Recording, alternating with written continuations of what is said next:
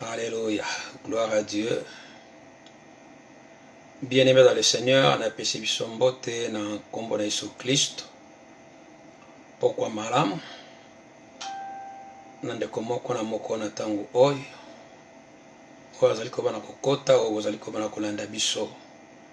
Lelo so ezali mokolo malamu nkolo apesi biso. Ce mercredi, oto tia pona kozala na culte. Bien-aimé dans le Seigneur, que tikete nzambe asunga moko na moko amona moko na moko oyo azali koyebaka na kolanda biso de près ou de loin. Nzambe a pambola yo, bien-aimé dans le Seigneur. C'est vrai, tokanga à partir à 20h ti tozala na culte le mercredi et plus surtout koyoka ozali maloba na Nzambe. Bible, l'homme ne vivra pas de pain seulement, mais de toute parole qui sort de la bouche de Dieu. C'est vrai, tout l'amour na tongo grâce aux Nzamba pesinga na yo. Koyeba ko mona sumo kona lelo. Toliaki to lesaki banzoto na biso tango ekoki o tuitoka susu maloba na nkolo. Na yango bien-aimé, avant toute chose, tokoyeba susu na adorer Nzambe pona koyeba sona kofungola o ezali mayanga na biso na nzela na libondeli. À mon cœur j'ai choisi de suivre Jésus-Christ. À mon cœur j'ai choisi de suivre Jésus. À mon cœur j'ai choisi de suivre Jésus-Christ. Oui, pour toujours, oui, pour toujours. Si les amis s'en vont, qu'importe moi j'irai. Si les amis s'en vont, qu'importe j'irai. Si les amis s'en vont, qu'importe moi j'irai. Oui, pour toujours, oui, pour toujours.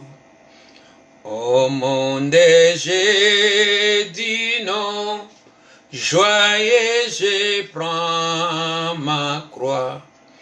Au monde j'ai dit non, j'accepte la croix.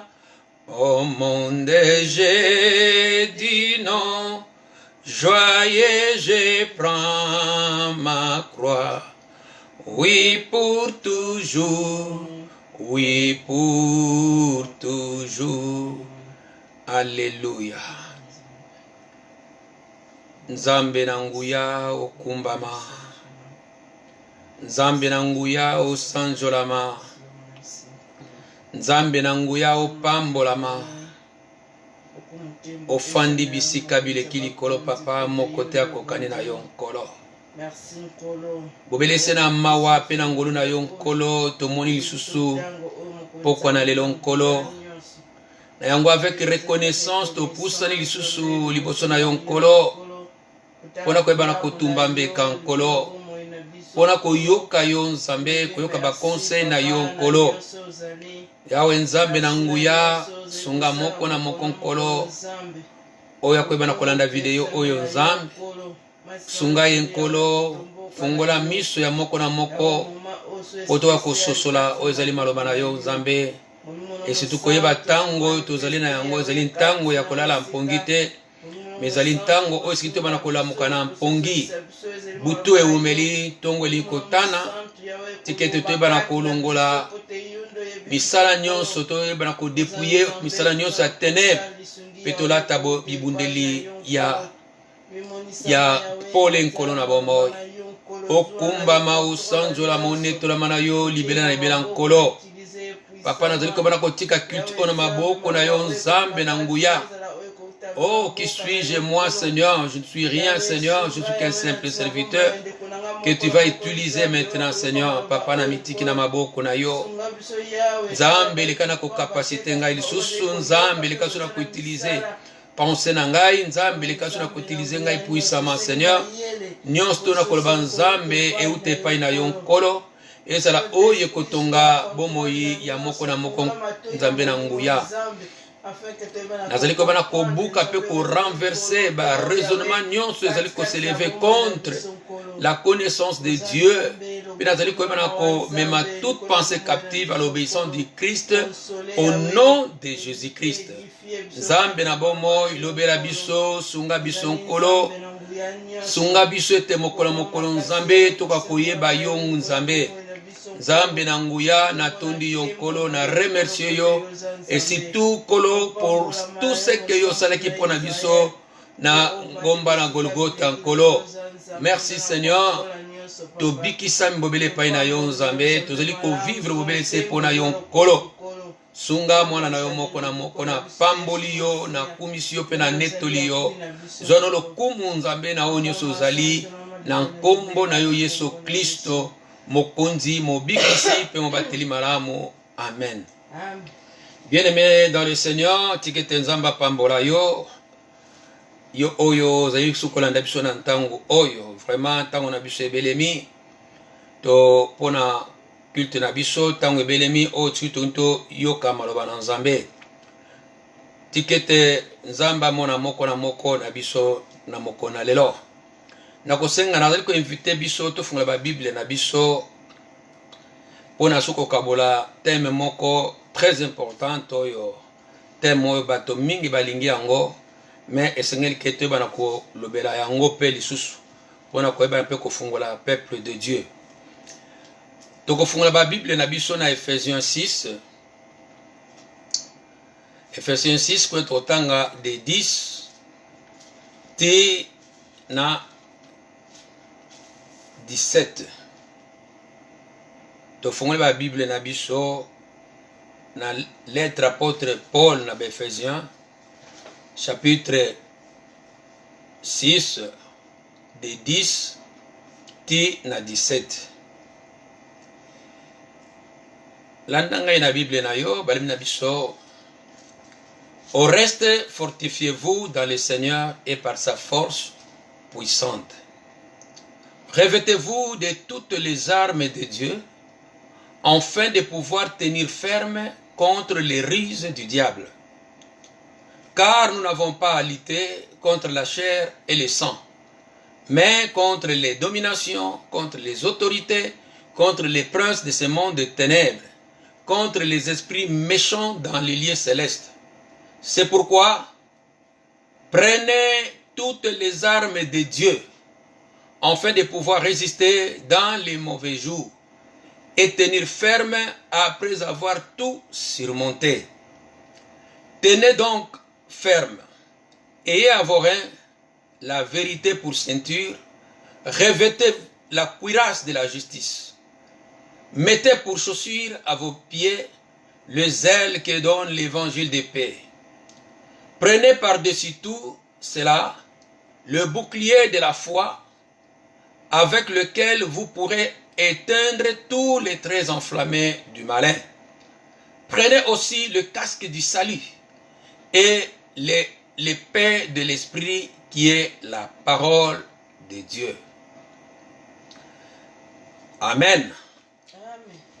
Yango ezali texte o tebi na kotanga na mokona lelo pe na ko inviter nga na yo tokende so na 2 Corinthiens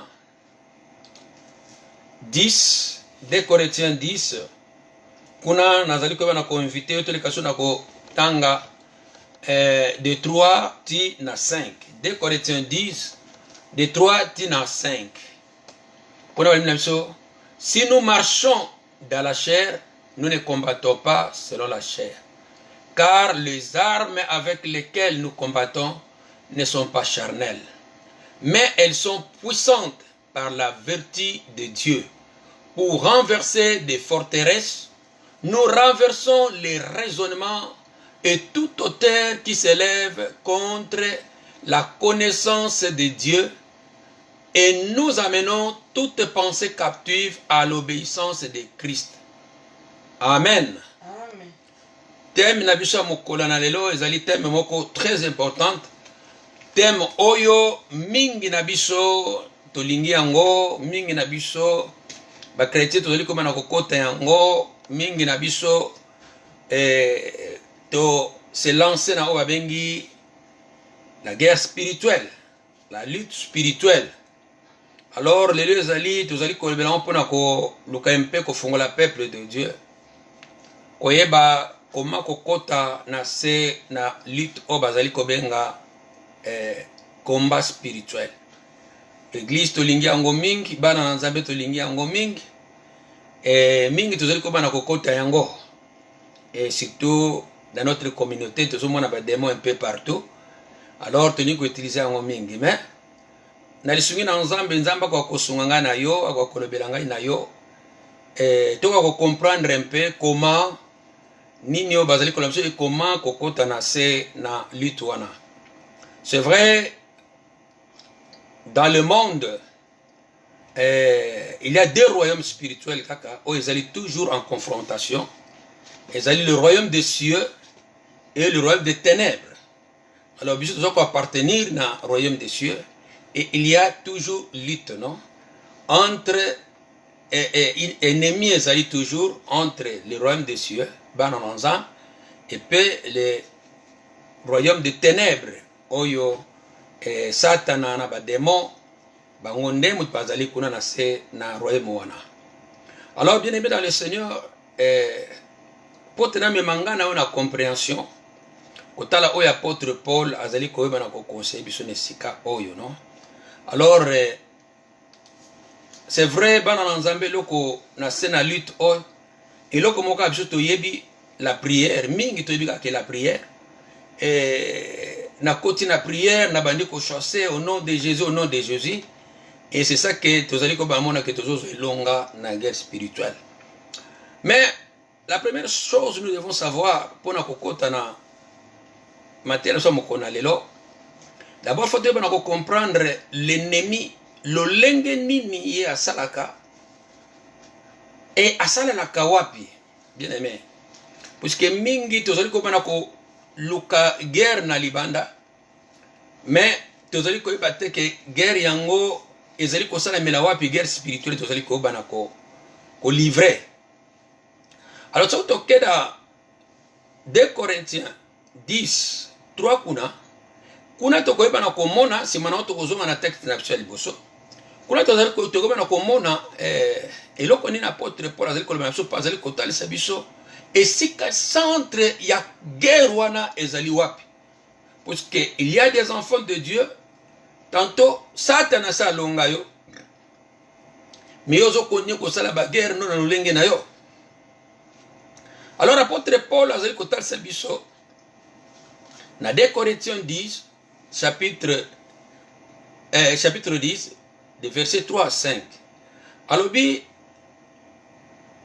azali koloba eloko oyo na 2 Corinthiens 10 2 Corinthiens 10, oui. Azali koloba na biso boye, si nous marchons dans la chair, nous ne combattons pas selon la chair. Soki tozali koyeba na ko tambola na nzoto physique tozali na yango, mais combat na biso eza na nzoto te.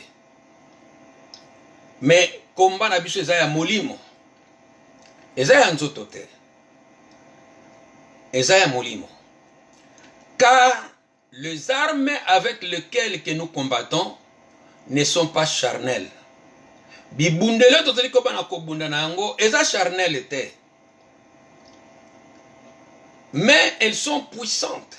Eza na nguya ya koleka par la vertu de Dieu pour renverser des forteresses. Pona ko kwisa bibaka, pona ko kwisa ba forteresse. A continuer lobby, nous renversons les raisonnements et toute auteur qui s'élève contre la connaissance de Dieu, et nous amenons toute pensée captive à l'obéissance de Christ.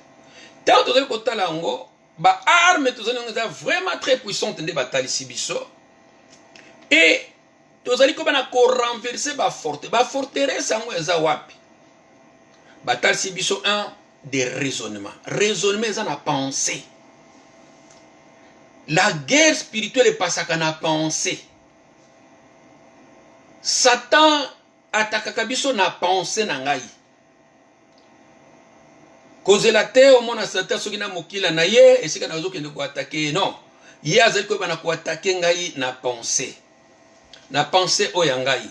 Le toza ko renverser ba raisonnement. Ba raisonnement o api ba raisonnement nyonso eza ya mabe.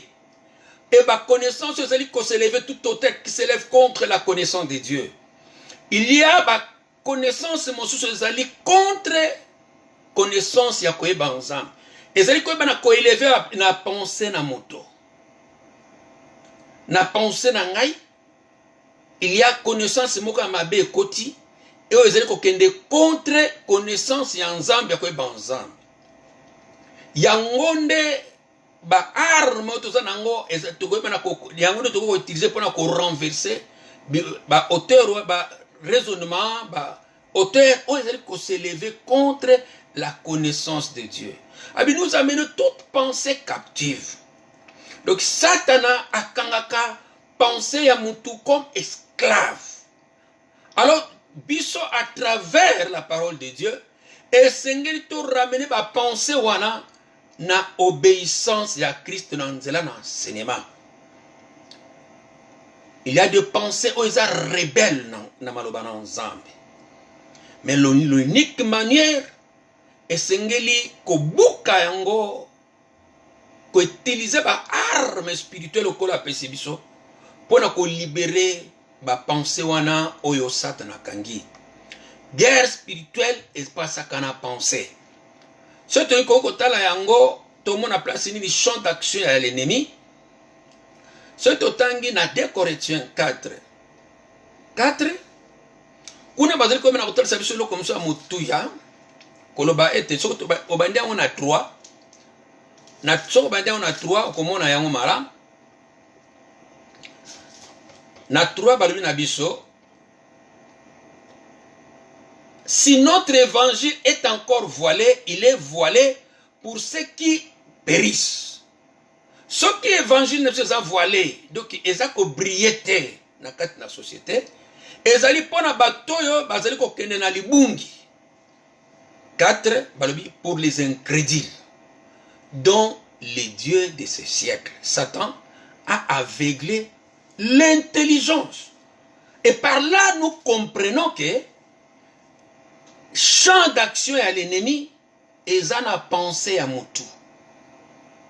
Satan a travaillé dans la pensée. Guerre spirituelle a passé quand on a pensé à Moutou. Et sika champ d'action à Ezali. Alors, afin qu'il ne visse pas briller la splendeur de l'évangile de la gloire de Christ, qui est l'image de Dieu. Donc, Batouana Oyo, Satan a aveuglé pensée na bango, intelligence na bango. Pote ba koka, ko ndima évangile te. Alors, c'est pourquoi Nzambe a pesi biso ba chrétien, o ba bengi les armes de Dieu. Poto ko utiliser yango, poto ko renverser ba raisonnement nyons. Ba forteresse, ba raisonnement et auteur, ils allaient se lever, ba connaissance à ma ils allaient se lever contre la connaissance de Dieu. Et pour nous ramener, pour nous libérer, bateau, ba penser na bango, ils allaient à kokangama, bazala, ba ibana obéir na Yesu Masia. Alors, tous allez comme on était, champ d'action à l'ennemi, ils en a quatre na pensée. L'ennemi, azali ko bana ko attaquer biso bandimi, pourquoi? La pensée na biso. Posa na ye ezali bobele se moko abimisa ngai na voie ya Nzambe. Alongola ngai natika ko croire. Et pas na Nzambe o Nzambe alobi. Alors tango toye na texte uti ko tanga na Ephésiens et si kama te na biso evandi. Apôtre Paul azali ko conception menacé na combat wana. Et donc, au reste, fortifiez-vous dans le Seigneur et par sa forte puissante. Na obotika liboye bana kozwa makasi na nkolo. Bozwa makasi na nguya na ye ya koleka. Bien-aimé dans le Seigneur, ngana yo wana tondimela Yesu Christ. Le Seigneur a bien positionné biso en Christ. Tozali kati na Kristo. E kati na Kristo, nguya moko infini oyo esala kuna na kati. Nguya ya koleka. Ndenge Ephésiens ezali ko na kotalisa biso na Ephésiens 2 bazali kotalisa biso nguya oyo ya makasi oyo eyebaka na ko sala kati na Kristo. Yango bazali ko na kotinda biso toluka kozwa makasi kati na Yesu Kristo. Bazali kotalisa biso yango na Ephésiens 1, pardon, pas Ephésiens 2, na Ephésiens 1 kuna bazali kotalisa biso. Bazali na biso na Ephésiens 1 à partir de 19, bazali na biso et quel est envers nous qui croyons l'infinie grandeur de sa puissance, la puissance de Dieu, se manifesta avec efficacité par la vertu de sa force. Il a déployé en Christ, nguyango kolo sopango kati na Christ, en Christ. Il a déployé en Christ en le restant de mort et en le faisant asseoir à sa droite dans les lieux célestes. Kuna tozomona nguya moko ya makasi dans Nzambe ezali kati na Kristo. Engana toza kati na Kristo. Yango apôtre Paul azali ko conseiller biso na ke to lukanguya wana to yeba na kozwa makasi kati na nkolo. Enkolo akoyeba na kopesa makasi na oyo azali ya kolemba. To kozwa makasi yango ndenge nini? Une vie de prière. Muto azala na vie de prière. Okozwa makasi kati na nkolo. Mais soki tozabondela kate, to vandeli mingi makambo mokili, to vandela kamingi ba théâtre, ba novela, ba telenovela, eza mabete. Mais fona za la discipliner na tango ya prière, na lukanzambe. Mutu a lukanzambe, mutu a bondelaka, azwaka makasi. Tango nazali ko bana kokota na communion na nzambe, na liko bondela nzambe, nazali ko bana kozwa makasi. Alors, conseil apôtre Paul, Luka ozo makasi wana kati na nkolo. Nguya moko infini ya makasi ezali kati na nkolo. To Luka makasi kati na nkolo. Et na 11 alobi na biso 6:11, revêtez-vous de toutes les armes de Dieu, afin de pouvoir tenir ferme contre le risque du diable. Et c'est qu'à thème na biso ezali les armes de Dieu. Bibundeli oyo nkolo apesi biso. Bien-aimé dans le Seigneur, ezali loko moko très importante toko akoyeba ba arme oyo na iba soki nazana yango to nazana yango te olie ke na kimambangu na guerre. Bien-aimé dans le Seigneur, dans tous les pays du monde, États-Unis, France, Congo, bamboka nyonso balaka na ministère moko babengi ministère de défense. Et chaque pays du monde basana bango na guerre te, mais ba se préparaka contre l'ennemi. Ba préparaka ba arme na bango contre l'ennemi. États-Unis se préparaka contre ce que l'ennemi a yé. A préparaka ba arme, bazo somba ba arme, tout ça on a qu'on se défendre, bien-aimé, contre l'ennemi. Chaque pays du monde a salaka yango. Mboka na biso Congo bazo sakana na Rwanda puisque Congo aza préparé te. Aza na armement te. C'est pourquoi Rwanda aza nango muke azo sakana na Congo. Mais to kenena na époque à Zaïre. Pour te comprendre même sur le plan, to comprendre sur le plan physique, peut te comprendre sur le plan spirituel. To kenena époque à Zaïre. Tant que tu dois na bana mike, tozo kola na Kinshasa wana na Zaïre. Zaïre ezalaki pays moko armé nango elai makasi. Et to bana komona comment même entraînement ya ba avion de guerre. Par exemple na bomwana to mona ki ba avion to benga sukisa. Bo fane ka bomona sukisa leki, ba sukisa leki. Yo sa ba démonstration nango. Yo sa ba korobasi kuna. To vandi bo tango mokeboye Mobutu asombi ba mirage. Ba mirage ezo sala ba makambo na ngone ezo tambola. Mboka moko te Rwanda kwa kutumbola Congo te. Wana na Congo Brazzaville ba utalaka ba avion de guerre omo Zaire azalaki nango. Biso na bomwana to monaki. Lelo bana bakoli bazongo na ta avion moko de guerre te. Et nous avons bomoni libumundunda biloko nyonso wana. Donc les Zaire étaient préparés à tel point que pays mon côté alentour ayal kotumbola Zaire pour savoir que les Zaire a préparé. Lelo pays mon côté ga okozwa même 1 centimètre ya territoire ya a ko posséder oyo ya Zaire parce que ba que armée ya Zaire ezalaki bien préparée. Pays nyonso ba se préparaka ce qui monguna ye yango basomba ba arme. Sur le plan spirituel, la même chose apôtre Paul azola ki sabiso. Bana na nzambe oto donc mutoza préparé te kaka mbangu mbala moko et au nom de Jésus au côté guerre. Mais ça oza préparé les Satan va te bombarder. O gagner guerre ndeni. C'est pourquoi Batumi bazokota ba guerre ole na kobima ba penser na yeza ya kobebisama akangaki kuna mama nendoki akangaki soki boye donc ozomona penda abimina ba haine pourquoi parce que Satan ça bombarder ya ozomona ka gagner guerre nzoka a perdre yango parce que Satan travaille na kati na penser ya mutu a yango sona ye ya bundaka. Alors apôtre Paul alobi bonzo bibundeli na nzambe bolata bibundeli oyo nkolo apesi bino. Pourquoi faut-on la tabibunde? Pourquoi faut-on la vêtue? Pour se tenir ferme contre les rises du diable. Morise et zongili susu. Dimanche, tu yoka ki morise et payi, il y a pasteur, tant que tu sur Genèse 3, Nengi Satan Kwesa qui Ève. Balobi le serpent était l'animal le plus risé parmi tous les animaux. Rise ezali kozana mayele, mais mayele ya mabe. Ayebi lokoni na zo ko luke pai na yo, mais akoya akosi yo, abotoli yo ya mutuya oyo nkola pesaki yo. Ève akosamaki, le diable a utilisé rise.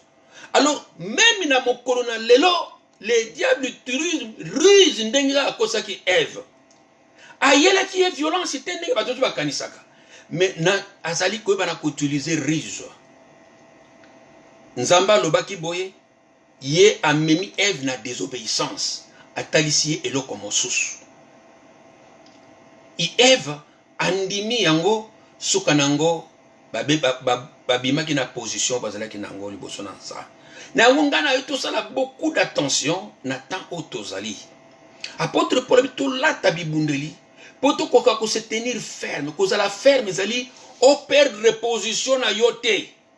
Lolenge Ève ayebeki na ko kwea na ruse ya diable, ba kwea ki ye na Adam, ba ayebeki na ko perdre position oyo nkolo apesa ki bango. Position na bon bazalaki na jardin d'Éden.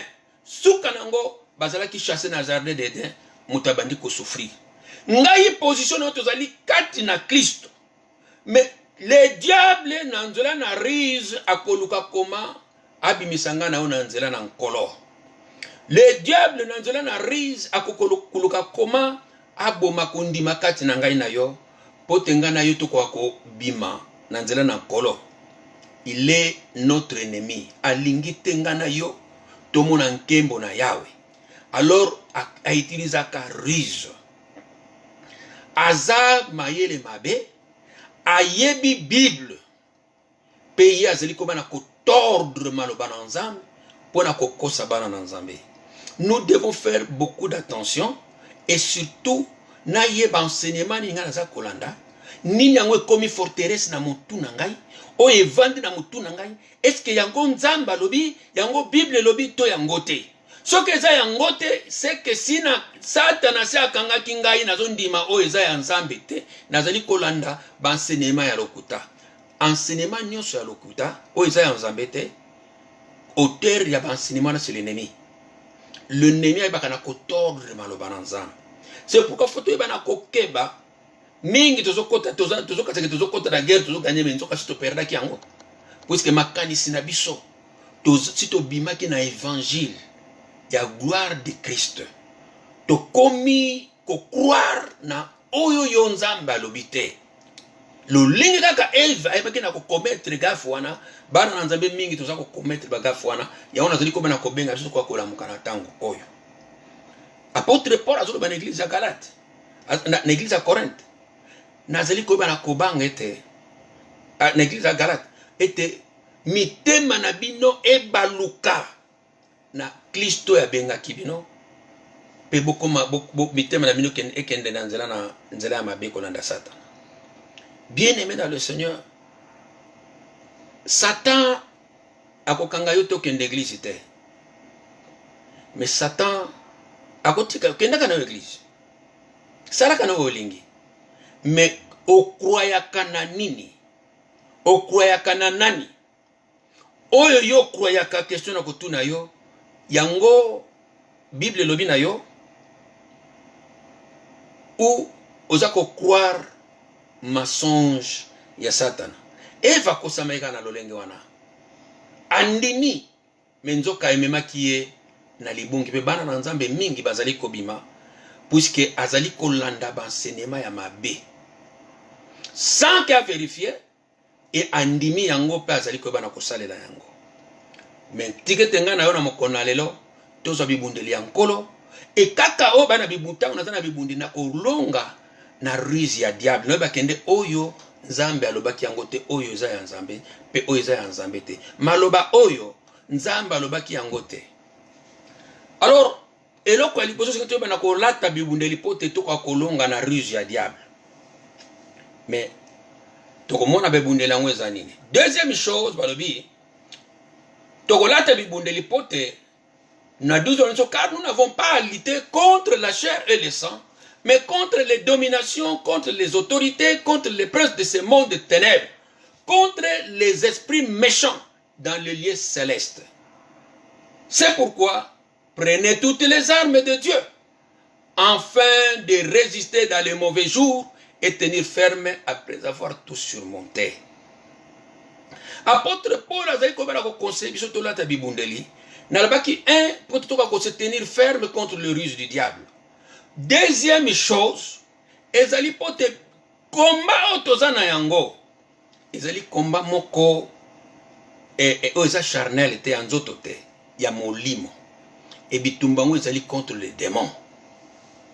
Abi contre les autorités, les princes de ce monde et contre les esprits méchants dans les lieux célestes. Bavandi kuna na mipepe. Bisika bileki likolo. Bango guerre na bango na biso ba chrétien. Alors ayango bazali kotinda tout lata bibundeli. Bibundeli yo kozwa eza bibundeli onzamba péché biso. Chose curieuse, soko tali même na ba armée à monde bibundeli yo bango bakenda no même tenio balataka. Nyonso gouvernement mutasomba kango. Soda moko tasombaka teni ya ye moko. Alors biso pe komba soda na Kristo nzamba pesi biso bibundeli poto kwa kolonga na bitumba oto zali na yango na munguna tango munguna zali koya to wa kolonga. Alors ba bibundeli bazali ko talisa ba kotalisa biso ne sika oyo donc loka potre pas so to lata yango pourquoi pote to za la après ce qui munguna ye na kwa kolonga pote ngana kwa kolonga. So munguna ye kwa take, aye kwa take, na kwa kolonga. Aye na riz na kwa kolonga. Chaque armée à monde ba se préparaka toujours. Guerre eza la te, pays wana ba se préparaka soki munguna ye ba kwa kolonga.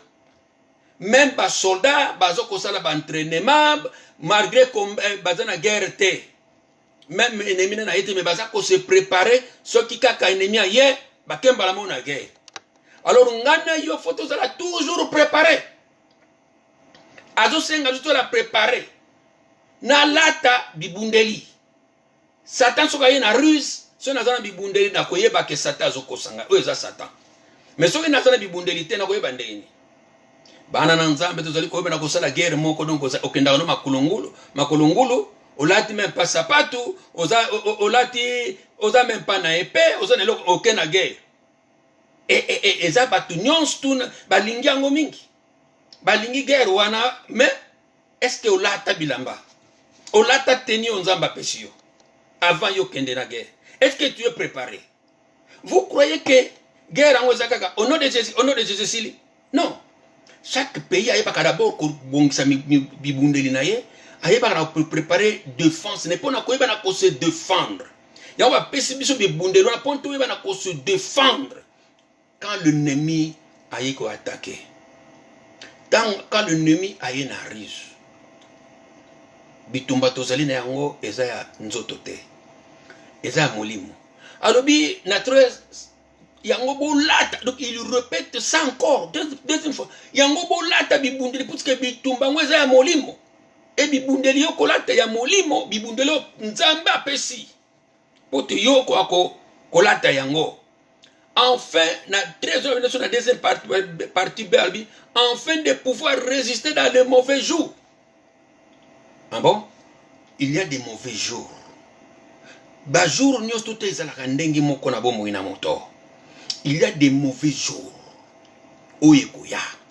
Des mauvais jours wana, vous allez souffrir ce qu'on appelle les épreuves de la foi. Vous allez souffrir ou les tentations de l'ennemi. L'ennemi va venir te tenter na mauvais jour wana. Alors pour te yo, on va tenir ferme. Pour te yo, on va résister contre l'ennemi. Pour te yo, on va résister na moment wana, na mauvais jour wana.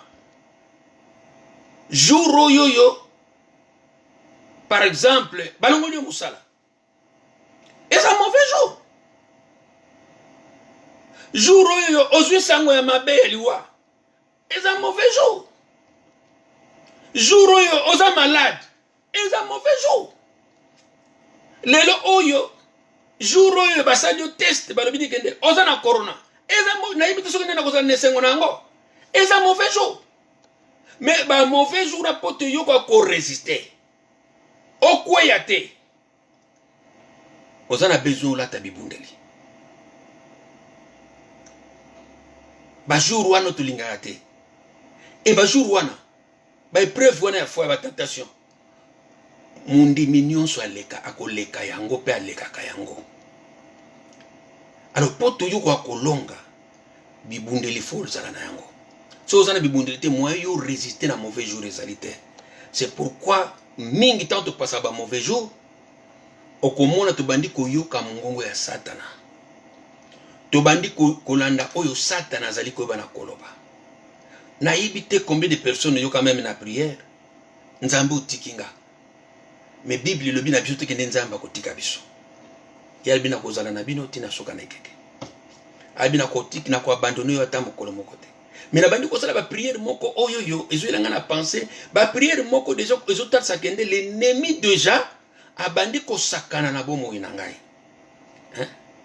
Et loko wana kaka bobele na kolonga bobele te pe penser na yiko sala toujours na Christ. Soki ngai na lati bibundeli. Yango ezali très importante. Ngai na yo toko akolata bibundeli ya molimo. Tozala toujours prêt na ba moment ya malamu pe na ba moment ya mabe.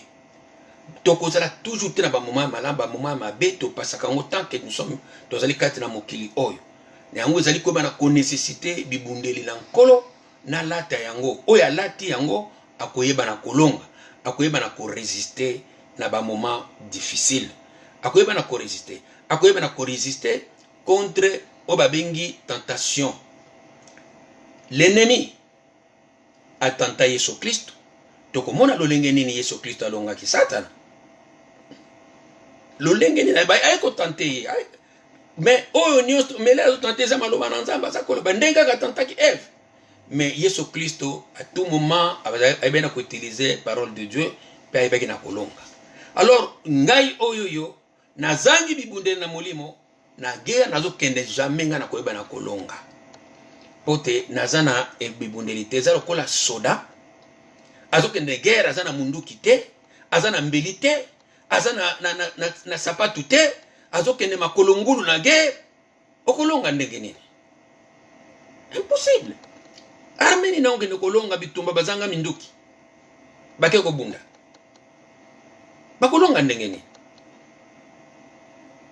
Alors même on a plan spirituel bien aimé pote na mema yo mokona lelo to luka kozala prêt pote l'ennemi atantaki Yesu Kristo akoya kotantenga ipena yo toko passer ba mauvais jour pe to pasaka yango misusu ba mauvais jour yango sala nini ekitisi kondima na ngai ekueisi misu pe bakweya atiki kosambela pote akutanaki na mauvais jour asepeli na ngo tamoni ke nzambe atiki ye non ata pasi ata bisengo tokangama toujours na nkolo et litomba ezali alors na ba mauvais jour wana nako ko résister pe nako kolonga.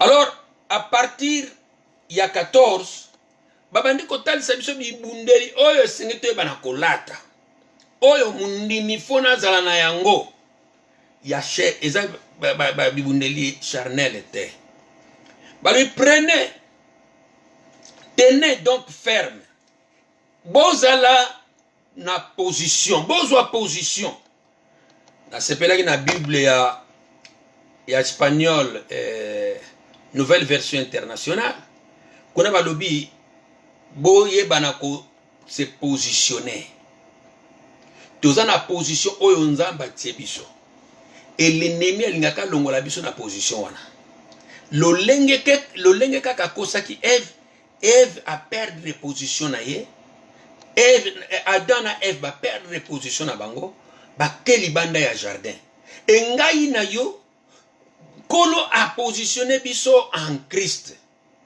soki tozangi bibundeli l'ennemi oyo azoluka bimisangano na voie ya nzambe tokoyeba ko perdre notre position. Alors ba biso na Bible espagnole na 14 babi toyeba na ko se positionner na français babi tenez donc ferme donc na CP na espagnol toyeba na ko se positionner comment? Ayez à vos reins la vérité pour ceinture. Arme ya liboso oyo mundima sengeli na kolata batie yango arme yango ti batie yango kokata teke batie yango pona kotia appel mel non batie la vérité loka liboso. Une personne oyo ayebi vérité te le reste ya ba arme ekoservir yene loko moko te soki oyebi vérité te ba arme nyonso elandi na sima ekoservir yo te ekoservir eloko moko te. Donc arme ya liboso balobi bozwa prenez botozwa tenez donc ferme et à vos reins la vérité pour sentir. Donc apôtre Paul dans komango azozwa soldat romain et ndenga zala kolata banda kolata be robe et robe na efwa kanga sentir pour so akangi sentir te moyen ak bunda bitumba malamu ezate robe bana kendo ko bouger moyen ki makoto ezali te parce que robe et bana ko permettre te ak bunda malamu na guerre. Donc esengeli a ajuster nyonso na ceinture na loketo et kangi yango e na ceinture na ye atie epée na ye ainsi de suite. Ndenge to mona lelo soldat na ceinture na ye atie mundoki atie mbeli na ye ainsi de suite. Alors vérité comme ceinture. La vérité, Christ est la vérité. Christ est le chemin, la vérité et la vie. L'évangile de la vérité. Fona yeba yango. Fona yeba kenzela mosusu ezali te wele Yesu Christ. Fona yeba l'évangile de la vérité. Ce que Christ a fait pour nous sur la croix. Et c'est très important. To yeba solo. So ki ngana yebi solo te. Kondimana na ovantsongo wapi. Ya wana tolo bakende muto yebi solo te moyen. Ba arme mosusu wana ezo servir na loko te. Parce que eza sous foi biblique te. Les batomingi religion mosusu ils ont abandonné Jésus. Babi non, tu toujours pas dans ça. Mais sont déjà perdus. Sont déjà perdus. Pourquoi? Parce que batiki vérité, babimi na vérité. Mais balimi que basoko tunya olbaka na kondima. Mais kondima on eza kondima moko foi moko biblique te. Parce que foi on est sauvé était. Alors eloko liboso la vérité. Faut nazala na la vérité. Faut nazala na vérité, pe na tambola na vérité. Deuxième arme. Balbina biso revêter la cuirasse de la justice. Cuirasse ezali bende balata bana olata na tolo awa. Cuirasse ezali ko protéger mon thème. Ba organe vital pe sa vie. Ceux qui osent en ngote flèche ko yekote to boli mon thème. Al bana olata cuirasse. Donc ezalo kono na mokona lelo soldat zana antibal. Antibal pe balata na tolo. Ki ba beso beti bal pan beti ba beti bal na mutema bala ngo ko beti na antibal e kwai. Alors ba na cuirasse. Abi cuirasse de la justice. Cuirasse no battre la mutema. Lata cuirasse na yo ya justice.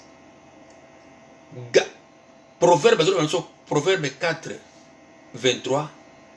Garde ton cœur plus que toute chose. Batte la motema na yo kuleka nyonso. Po te vie ezeli ko utakati na motema. Alors esengeli nga mwana na nzambe na lata cuirasse de justice. Cuirasse de justice wana ezali ebundeli onkolo apesi yo. Apesi biso to lata yango parce que l'ennemi a plusieurs fois yaka ko attaquer justice, ayaka ko accuser biso. Alors esengeli na cuirasse de justice, na lata cuirasse de justice. Alors, oyo nkola apesi ngai tozwi justice na nzela na kondima. Na justice na ngai moko, jamais nga na kolonga l'ennemi. Mais fona zo ebundeli onkolo apesi ngai. Ebundeli onkolo apesi ngai, yango singene na kolata. Justice oyo onkolo apesi ngai a justifié ngai par la foi. Il y a beaucoup d'enfants de Dieu acceptaka justice to nzamba pesi biso. Quelle signification ya kozala justifié ezali nini? Ngai na tolai bato na masumu. Romains 3 à partir de 21 bazali kotalisa biso na tina na yango. Biso no tolai bato na masumu, mais kolo ayebi na ko justifier biso par la foi. Nandimi, non par les œuvres, parce que nanzana mibek na misala, te na mibeko mokota kako justice na nzambe. C'est pourquoi Jésus et c'est là kufa pour te dire quoi kozwa lobiko. Toza la justifier pas na papa. Ezali terminologie moko oyo bazo utiliser na ninyo na justice, na tribunal. Ngai na tolai bato na masumu, tozali condamné. Alors, na place ngana tozo etumbu, Yesu Christ a commis lisumu.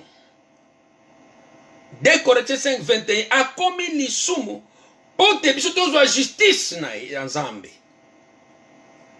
Alors, on est justifié par la foi. Il faut accepter yango que masumu na ngai malimbi sama.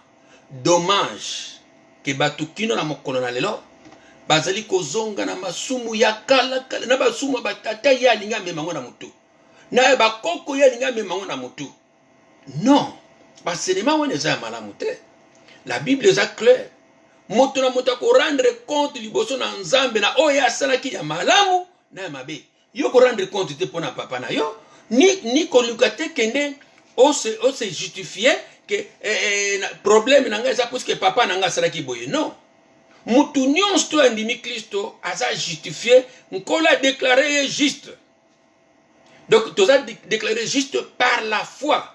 Et ça na mérite na bisote, mais ça na mérite o Yesu Christ asal nekolosu.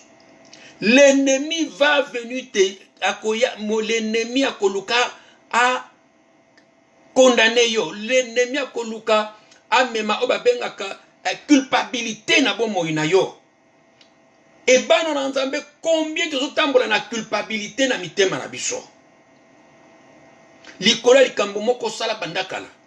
Et tu ne crois pas toi-même que Dieu t'a pardonné. Et c'est comment forteresse moko l'ennemi a tia.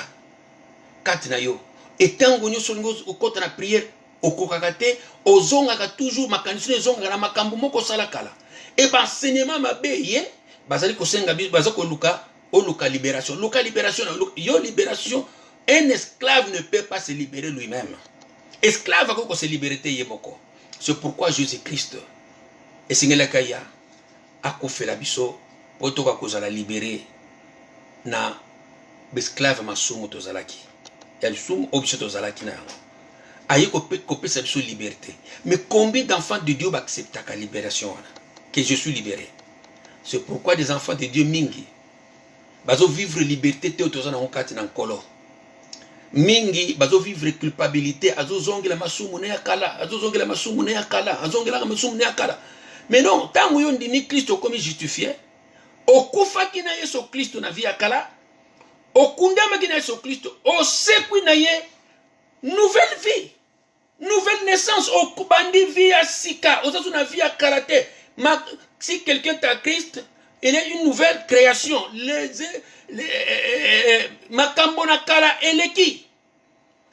Les choses anciennes sont passées. Voici tout chose est devenu nouvelle. Obandi via sika. Pourquoi bazozong sebino na enseignement ya kala? Ça c'est l'ennemi. L'ennemi a maintenant utilisé la culpabilité. Culpabilité ko zong iso ya makambo kala. Même si même si tu étais sorcier, même si tu étais mais ce qui ont dit mais sur Christ tu es justifié.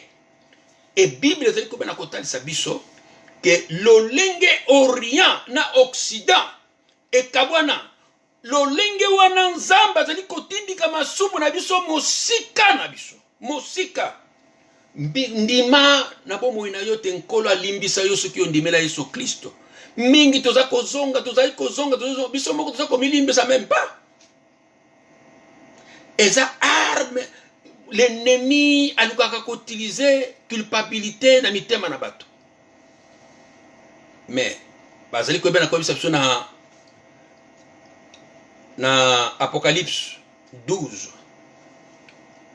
Apocalypse 12, je crois bien na 12 13 kuna que l'accusateur yaba santo Satan, donc accusateur, donc à ma culpabilité quand na bateau l'accusateur qu'ils l'ont vaincu à cause du sang de l'agneau.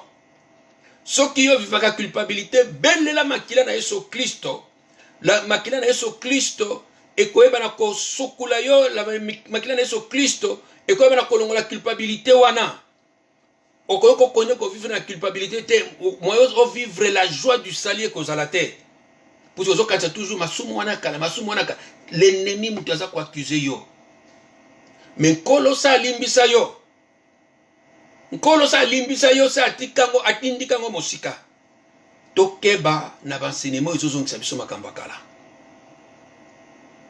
Tokeba bansenemo izozo ngisabende malédiction bakoko, luka libération, eza mensonge.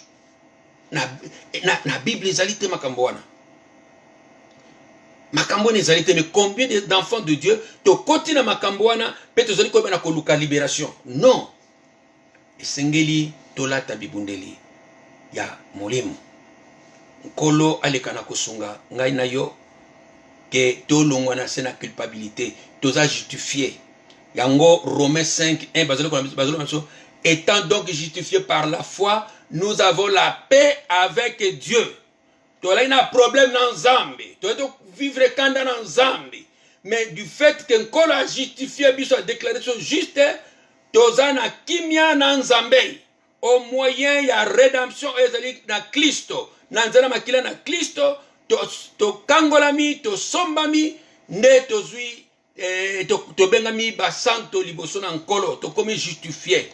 Nzamba zali ko bana kotala nga na nzela na Kristo masumbu na nga na kala simba limbi sama tika kozonga na biloko wana. Pourquoi? Parce que Satan akoluka toujours akosayo, Satan akoluka toujours amema culpabilité, Satan akoluka toujours azongi sona sima. C'est pourquoi bana na Nzambe mingi bazo kota bagere wana, moi je dirais que mingi na mo bazo gagner guerre te. Pourquoi? Parce que penser na bango ça déjà kobeba. Ils n'ont pas la pensée de Christ. mais biso ce que tu as la pensée de Christ, c'est que Christ a dit yangwana ezali kati na ngai, c'est que Christ tozo sala boyele ezali volonté na Christ yango ezali oyo ce que tu bana kozala nango. Alors ba yena troisième arme bali na biso tenez donc bali na troisième arme bali na biso 15 mettez pour chaussure à vos pieds les ailes que donne l'évangile de paix. Tout chrétien doit être disposé à annoncer l'évangile. Faut nazala toujours prêt. Oko utanga basapa tout est. Soki naza ko se préparer te pona ko annoncer l'évangile. C'est que nazangi sapato. Eza arme. Ko yeba na ko mema sango malamu. Mais le nemi a koluka toujours comme à Barenzela, mais vous verrez ce qu'utiliser à arme malbaranza. De toi bana kolonga, hein. Donc tout chrétien to bengami point to mema l'évangile de paix. To mema sango malam. C'est pourquoi 1 Pierre 2 9 kuna barbina biso ke basali biso un royaume de sacrificateurs pour annoncer les vertus de celui qui nous a appelés. Donc pour nous témoigner Christ. Biso nyons, moi si mobile, tous aba sacrificateur na nkolo. Pour nous mema sango malam, pour nous tumba mbeka liboso na nkolo. De photo mema tous ala toujours préparé ya ko mema sango malam ya ko tatola Yesu Christ. Et de combina quatrième arme, prenez par-dessus tout, c'est là le bouclier de la foi, avec lequel vous pourrez éteindre tous les traits enflammés du malin. Nathan, on va la télévision comment bazo beta ba flèche ya moto. Ce qu'on flèche sur la moto ya gozoyo yo soda. C'est le what? Alors l'ennemi atinda ba flèche na ye na ba pensée na biso toujours. Azali ko luka ko bimisa yo azali ko tinda ba flèche na ba pensée na biso. Flèche ali boso o dako ko tanga mandam culpabilité.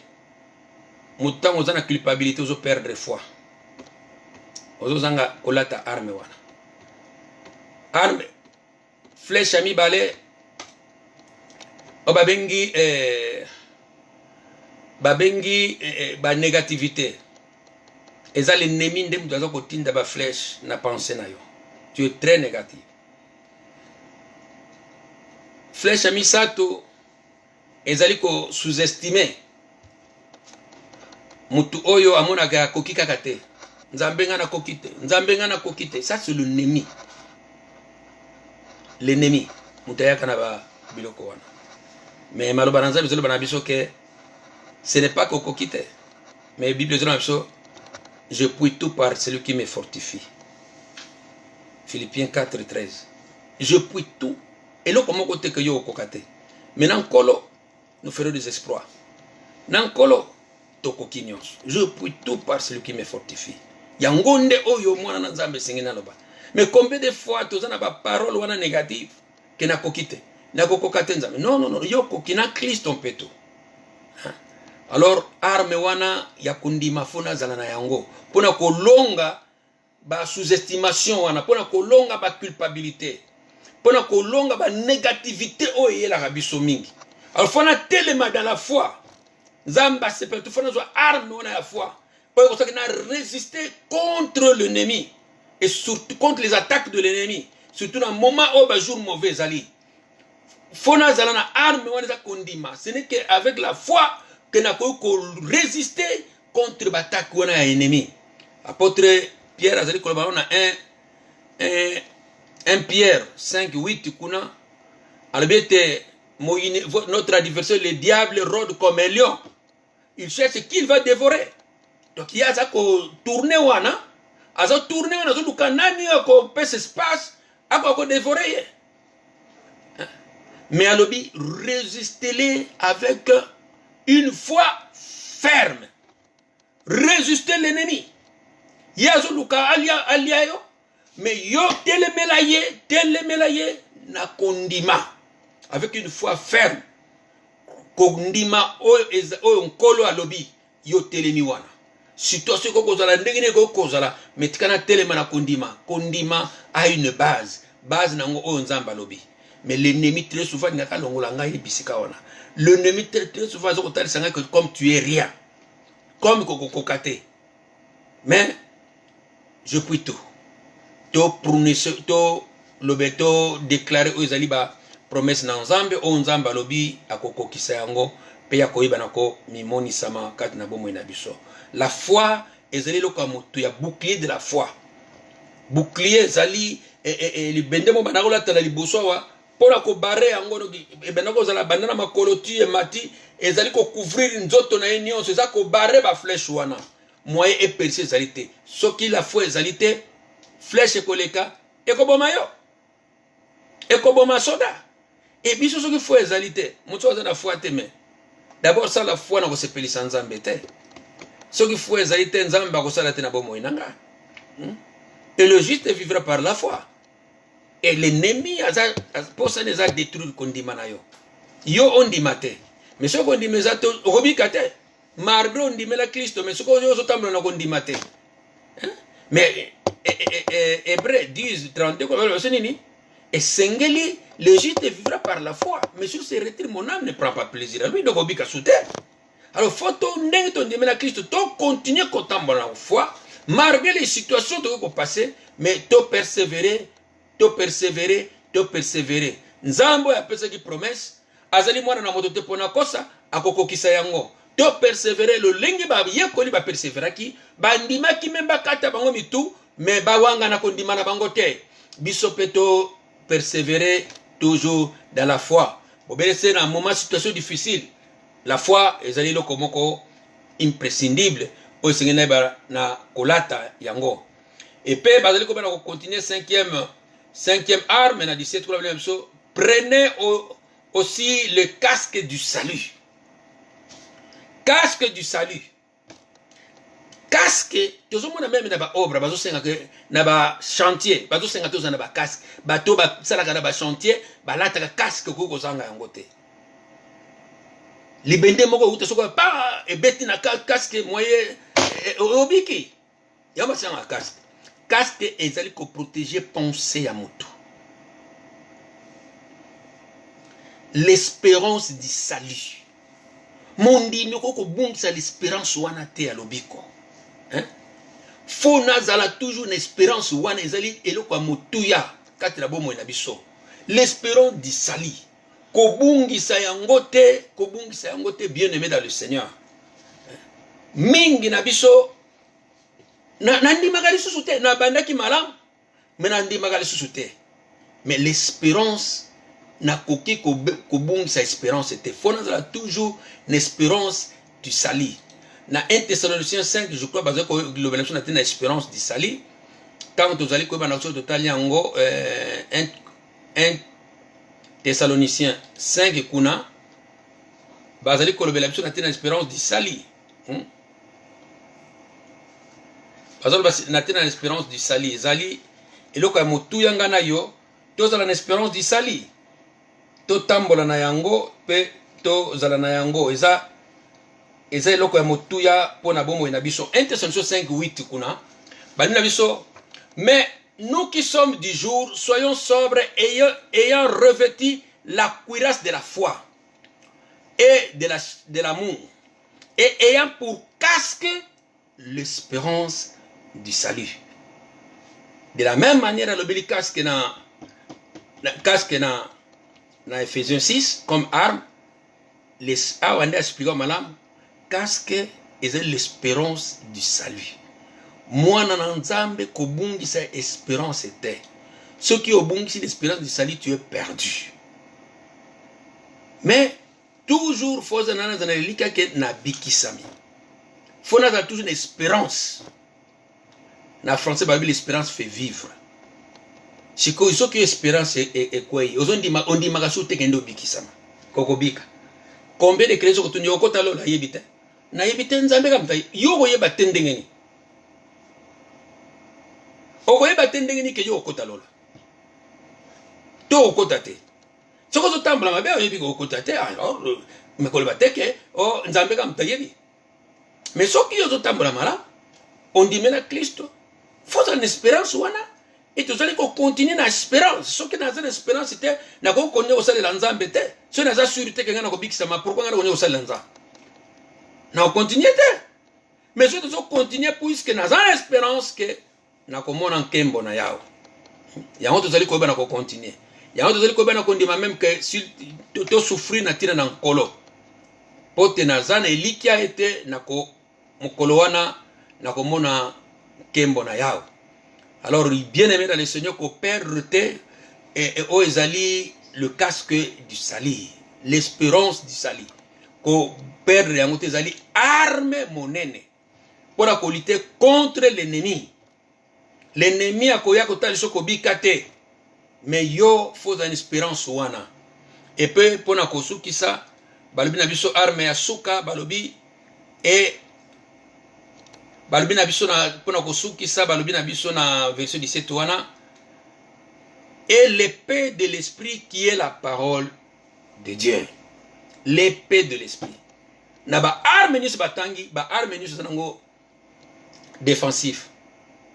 Défensif donc chaque arme est là pour se défendre contre l'ennemi. Mais arme moko kako ezali d'attaque. Ezali pour se défendre, ezali attaque. C'est l'épée. L'épée peut attaquer, l'épée peut attaquer, peut se défendre dans l'épée. Alors l'épée là, l'épée de l'esprit qui est la parole de Dieu. Bien aimé dans le Seigneur. Tanga tentation à Jésus Christ. Matthieu 4, 1 à 11. Le lingni Christ a longa qui Satan. Avant d'utiliser l'épée de l'esprit, la parole de Dieu. Regarde Satan qui est malin, maïel à mabé. Il utilisait aussi la parole. Il est écrit. Christ, il est aussi écrit. Il est écrit. Il est aussi écrit. Kobo sarakate, il est aussi écrit. Mais si koyo, moi na nzambe na mutu ata verset mon côté. Akena guerre. Guerre ni no sala kana Satan. Na tuna nanu ato balingi guerre spirituelle. Guerre ni no sala kozana ozata na verset mon côté na mutu. Jésus pendant longa Satan, il a utilisé deux versets. Il a utilisé qui parole de Dieu. Il a utilisé, il est écrit, il est aussi écrit. Il est écrit, il est aussi écrit. Foukamelangabi, on adorera seulement l'éternel ton Dieu. Azo utilisé maloba nzambe. Dans l'Ancien Testament. Azo utilisé maloba nzambe. Siko yo utilisaka nini na guerre yo kena kosala. Guerre, au nom de Jésus. On a tout à verser mon côté. Au nom de Jésus. Au nom de Jésus. Alléluia. Verset zate. Au nom de Jésus. Au nom de Jésus. Et là, au nom de Jésus. Au nom de Jésus. Verset nini yo côté. C'est tango. Pensez à ma bise alikoya. Satan a dit que sa culpabilité quand na bomo na yo. Verset nini yo ko utiliser ya nzambe o ya maloba na nzambe pona kolonga culpabilité wana. Tango zali ko bana ko sentir sous-estimation. Verset ni n'onga na ko utiliser na uta ko bagane je puis tout par celui qui me fortifie Jésus-Christ. Na zu version na vendre na zo tambla na version wana. L'ennemi il recule. Il recule. Et moi na zala kitake Seigneur je ne peux plus non, toi tu peux. Je puis tout par celui qui me fortifie. Au suivre verset wana. Au moins comment penser wana ya sous-estimation et kokende. Culpabilité ya. Mais je suis justifié par le sang de Jésus. Oh, ah non. Romains 3, 21, il a 23. Parce que je suis justifié. Je suis accusé. Je suis condamné. Pourquoi? Je suis justifié. Mais comme des versets zatena mutu, embangu na guerre, donc mingi bazo kende guerre wana, makulungulu, alata sapatu te, azana epete, yango zo benga guerre yo kenda guerre spirituelle. Guerre moi kaka démon au nom de Jésus je chasse démon je te chasse démon yango kaka et bon on a kata mutu no ba penser na ba enseignement ya mabe oyo tie na mutu zo tambola nango o bazo kotsa yo o eza na kata Bible te o koyeba ngo ndenge ni kende oyo enseignement oyo eza foko koyeba ngo ndenge ni Si tu n'as pas le peu de l'esprit, le Némi a utilisé dans l'enseignement. Il a utilisé des paroles pour nous causer Ève. Il a utilisé des paroles pour nous tenter Jésus. À côté de paroles pour nous causer Yondimi, allez, ok, puisque on a la défense de la parole. Nous sommes amen. Quand tu as malédiction, malédiction. Quelle Bible qui a dit ça? C'est quelle Bible?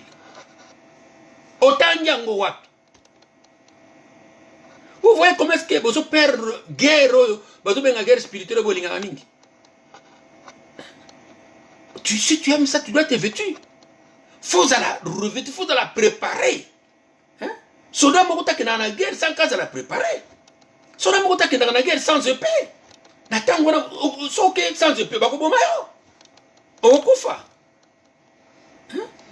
De bani ba ne épée yozo ke ndengwa okufa. Soda Mokota qui est dans la guerre azanga bouclier yozo na foite ozo bondela obanda ko bondela foi ezala katena makambo meme yo bondela. Okura kana ngote ndengi nini yoko za omona loboko na nzambe. Non, mais ce qui mais ce que Dieu attend de toi, c'est la foi. Amona ke oyo zoloba maloba na ye, faut la maloba na ye oya lobaki yo zondi mango. Parce que lui il est derrière sa parole. Mais yo parole les athées, quand ko bondela ndengwana lobandi ko chasser des mots, je te chasse. Mais quelle est la parole oyo zanango pona ko attaquer dem? Quelle est la parole oyo zanango pona ko anéantir ba penser ma bé oyo zanaka oyo Satan azo bombarder na mutuna yo? Quelle est la parole oyo zanango pona ko anéantir oyo ezali ko yebete oyo eza ruse ya diable? Enseignement oyo ezali faux yango te Bible lobi yo ko yeba ngo ndenge nini soko za na parole te. Je vous anime frère ma soeur. Tu dois la préparer. Apôtre Paul a bandeli yango. Tolata bibundeli nzambe zali puissante. Et à part ça, comment nous devons, comme des chrétiens, kobonde la pona bateau ba penser na bango zali captifs des incrédules. Obandi makate. Les incrédules, l'église doit commencer à prier. Nous devons commencer à prier. Bateau bazan aveuglement et diable, on va accepter l'évangile. Alors l'unique chose, pensez wana faut to buka yango. Aveuglement, parce que le Saint-Esprit illumine la personne, mais le diable avec la kabatou. Avec la bateau, tu as 2 Corinthiens 4:4. Ce qui est aveuglé, donc, aux hommes, aux yébate, allez, au bandi, au salamakambo, au salakate. Comment voulez-vous, par exemple, une personne qui nous fout comme par exemple, les keko? Pourquoi tu fais comme les keko? Parce que c'est aveuglé. Pensez na yé, c'est aveuglé. L'ennemi a aveuglé la pensée na yé. Mais bon, laissez. Nous avons pour libérer ces gens-là. Arme tous en nous allons puissante. Pour nous kobuka ba forteresse de raisonnement et hauteur qui s'élève contre la connaissance de Dieu. Et amener toute pensée captive à l'obéissance de Christ. Pas qu'on obéir dans l'évangile à Jésus-Christ. Et ça, c'est mon salangana autozali na yango. Ngai na yo tozangi bibundeli wana. Linga to banda koloka kolata yango. Eza bo bibundeli ya molimo. Bibundeli ya molimo bazwa kango na kondima. Tozali justifié na kondima. Bazwa ka yango, lata yango, kolo apesi yango. Lolenge chaque gouvernement pesa ka ba soldat na ye, armée na ye, ayeba na ko équiper bango. Bisope nzamba équiper bisoba les armes de Dieu. Abi lata yango. Président mtaola tuti ni commandant mtaola tsayo. Mais yo moko soda mutu fo lata ba arme ngo ba suki to lata yango. Nzambe mtaola tsayo yango. Soda na lata tsake bibundeli na ye. Ye moko. Quand on était à l'époque du Zaïre là, natango Zaïre on mona soda plaza mundo ki ne toujours za nango. Mbeli na ya za nango kotoyo, azotambula nango. Akozote mundo ki na ya kitisi yango wana place bato non. Parce que bako kobotola yango. Faut aller toujours prêt. Prépare-toi chaque jour. Lingo la tabi bundeli na nkolo. lingo ye oye kola maloba na nzambe oye ba yango yango mutu kusunga yo pona ko se défendre pe ko attaquer l'ennemi lingo tamba na foi il faut croire à ce que Dieu a dit tikete nzamba pambola moko na biso bien aimé dans le Seigneur tikete nzambe asunga ngai na yo ndakanisinga na yo na lisuki na nzambe te uti ko ba na ko comprendre eloko ni baliko ba ko senga biso na o etali bibundeli na nkolo tolata bibundeli wana pon to na guerre parce que guerre ezali réel guerre wana ezali réel alors la chose que ba senga biso to za la vêtu ce to za vêtu te l'ennemi a ko massacrer biso ce to lati ba to za ba arme te l'ennemi a ko massacrer biso puis je sais que il y a beaucoup de chrétiens où déjà l'ennemi si a massacré bango déjà tozolanda bango pour bazo croire na ba enseignement o ezali ya solo te oyo bible lobi te baza kolanda yango pe bandimi yango et pe ba enseignement o ezali forteresse 4 na bango à tel point que ba comme na difficulté même temps on bazo te yaye o ezali vrai tikete nzamba pambola moko na moko pe to ici to bana le bondeli pe to ko bana ressources le bondeli nzambe na nguya merci na o nyonso yo salikati na bomoi na biso papa fungola biso miso toka kozwa bibundeli yo pesi biso toka kolata po toka kolonga na ba mauvais jours po toka ko résister contre les attaques de l'ennemi sunga mwana no moko na moko fungola nzambe entendement ya moko na moko toka ko comprendre tumba o tozali na yango ennemi o tozali na ye oyo yazali koluka ko bimisa biso na nzela na yo nzambe sunga biso to kosama te lolenge eva kosama kinkolo mais tozala ba o to kotelema ferme kino na soka na pamboli yo na kumisi yo nkolo na bomoi merci pour ndeko nyonso alandi message oyo tikete nkolo moko na moko alandi oyo yo okwa kolobela biso pe to kokobakisa 1+4 na bomoi na biso na kombo na yo Yesu Kristo to bondeli bo petolobi amen. Bien aimé dans le Seigneur tikete nzamba pambola yo na oneto to yoka na mokona lelo amen.